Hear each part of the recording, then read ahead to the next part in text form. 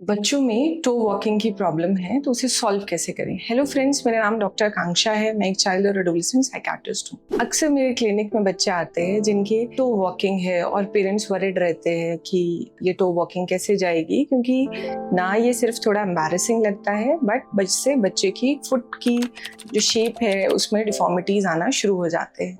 तो चलिए आज डिस्कस करते हैं कि टो वॉकिंग क्या है, क्यों होती है और इसके लिए हम कैसे मैनेज कर सकते हैं।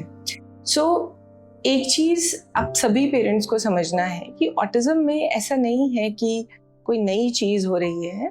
कुछ पुराने स्टेप्स हैं या डेवलपमेंटल कुछ डीलेज हैं, कुछ पुराने नॉर्मल स्टेप्स हैं जो रिजॉल्व होने में ज़्यादा टाइम लेते हैं, इसलिए हम उसे डेवलपमेंटल डीले कहते हैं। टो वॉकिंग जब भी बच्चा चलना शुरू करता है अराउंड 10 मंथ से लेके मीन्स ईयर वाला जो एज ग्रुप है उसमें शायद बहुत बच्चे टो वॉक करते हैं, बट ग्रेजुअली क्या होता है कि आपके लेग का जो पोस्टीरियर मसल्स है, पोस्टीरियर कंपार्टमेंट है, वो बिल्ड होने लगता है और ग्रेजुअली बच्चा अपनी हील को फ्लोर पे रखना शुरू कर देता है और हमें नॉर्मल गेट मिल जाता है। अगर ये ट्रांजिशन जो है जिसमें कि टो वॉकिंग से हील वॉकिंग जिसमें मसल्स की डेवलपमेंट इन्वॉल्व है, अगर ये ट्रांजिशन में प्रॉब्लम आ रहा है तब भी टो वॉकिंग रहेगा। दूसरी चीज हम देखते हैं कि बच्चों के जो सोल है, जो फुट का अंडर सरफेस है, वो बहुत ज्यादा सेंसिटिव होता है, जिससे वो सॉक्स नहीं पहनते, शूज नहीं पहनते, कुछ भी चीज अगर पाँव में लगे तो उसको वो अवॉइड करते हैं। तब भी वो कोशिश क्या करेंगे कि कम से कम उनके पाँव का कांटेक्ट हो सरफेस के साथ। तो एक सेंसरी इश्यूज की वजह से भी टो वॉकिंग रहती है।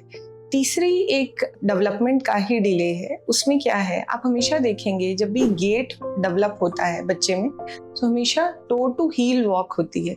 तो हमारे ये बच्चे जिनके मसल कोऑर्डिनेशन या न्यूरोमस्कुलर डेवलपमेंट नहीं हुई होती या फिर जिनके सेंसरी इश्यूज हैं, उनमें ग्रेजुअली क्या फिनोमिना बिल्ड होता है कि उनमें हील टू टो जो वॉक है वो डेवलप नहीं हो पाती, इसलिए हम प्रीडोमिनेंट टो वॉकर्स रहते हैं। इसके साथ में एक चौथा फिनोमिना है जिसकी वजह से भी बच्चे टो वॉक करते हैं, और वो फिनोमिना क्या है, एंजाइटी का। बच्चे जब बहुत स्ट्रेस में हो जाते हैं तो वो टो वॉक शुरू कर देते हैं या वो जंप करते हैं टोज पे। बहुत बार पेरेंट्स क्लिनिक में आते हैं और वो करते हैं कि घर में तो बच्चा ठीक रहता है पर जैसे ही स्कूल जाता है पता नहीं क्यों वहाँ जाके टो वॉक करने लगता है। डॉक्टर्स के क्लिनिक में टो वॉक शुरू हो जाती है, मॉल्स में टो वॉक शुरू हो जाती है, बर्थडे पार्टीज में, जो पेरेंट्स के लिए बहुत एम्बैरेसिंग रहता है। एक बार फिर से डिस्कस करते हैं कौन कौन सी चीजें हैं जिनकी वजह से हमारी टो वॉकिंग होती है। सबसे पहला, मसल्स का डेवलपमेंट में प्रॉब्लम रहना। दूसरा, सोल पे सेंसरी इश्यूज रहना। तीसरा, आपका हील टू टो जो वॉक है वो डेवलप नहीं होना। और चौथा, सेंसरी इश्यूज। अब हम बात करेंगे इंडिविजुअली कि हर एक चीज को हमें मैनेज कैसे करना है।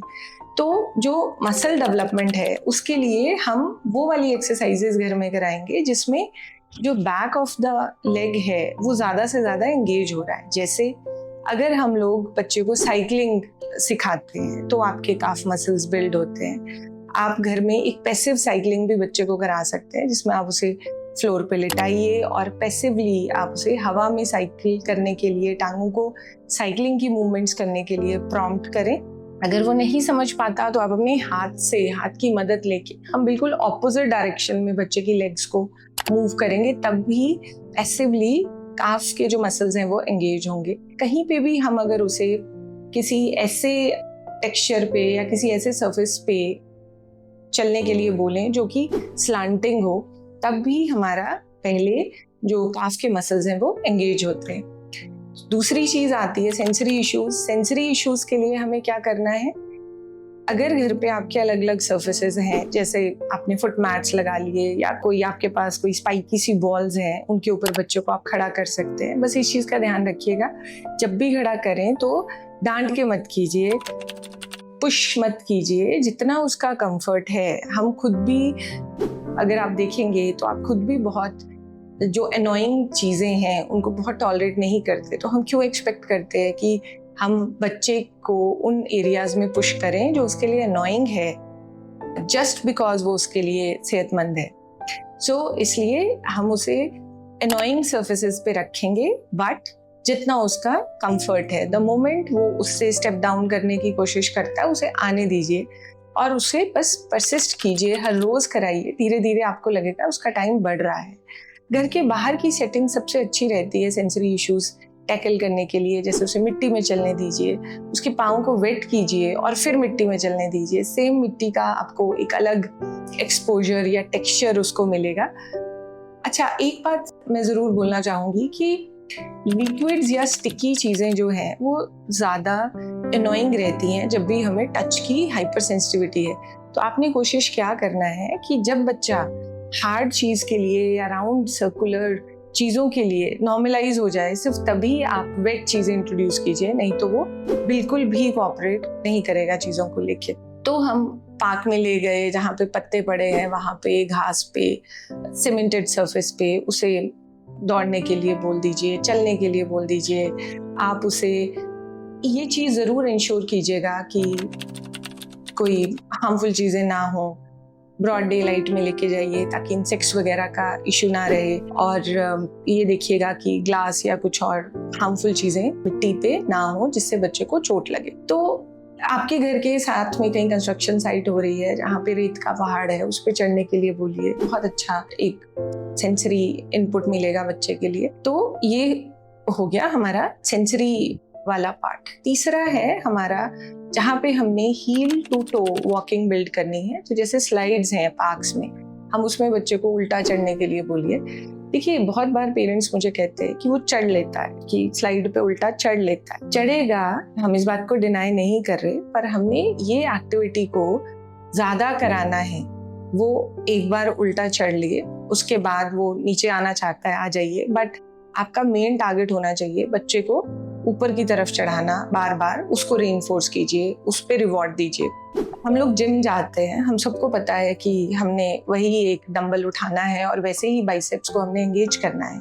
सो उठा तो हर इंसान लेता है, पर सबके बाइसेप्स के मसल्स में कुछ बल्क नहीं आता। कब आता है? जब हम सेम चीज को मल्टीपल टाइम्स करेंगे।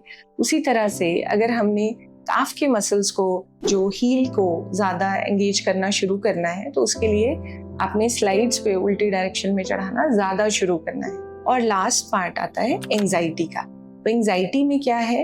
एंजाइटी क्यों हो रही है उसे? बिकॉज उसे एनवायरनमेंट समझ नहीं आ रहा। हमारे पिछले वीडियो में भी हमने डिस्कस किया था कि हमारे ऑटिज्म में वो बच्चे जिन्हें एनवायरनमेंट समझ नहीं आता या ओवरवेलमिंग लगता है, तो उनकी एंजाइटी बढ़ सकती है। अब क्वेश्चन ये नहीं है कि एंजाइटी क्यों बढ़ रही है, कम से कम इस वीडियो में हम ये नहीं डिस्कस कर रहे। हम ये डिस्कस कर रहे हैं कि जब भी एंजाइटी बढ़ रही है, आपको क्या करना है? आपको आइडेंटिफाई करना है कौन कौन सी सेटिंग्स हैं जहाँ जहाँ एंजाइटी बढ़ रही है, जहाँ जहाँ वो अचानक से टो वॉक लग पड़ा करने।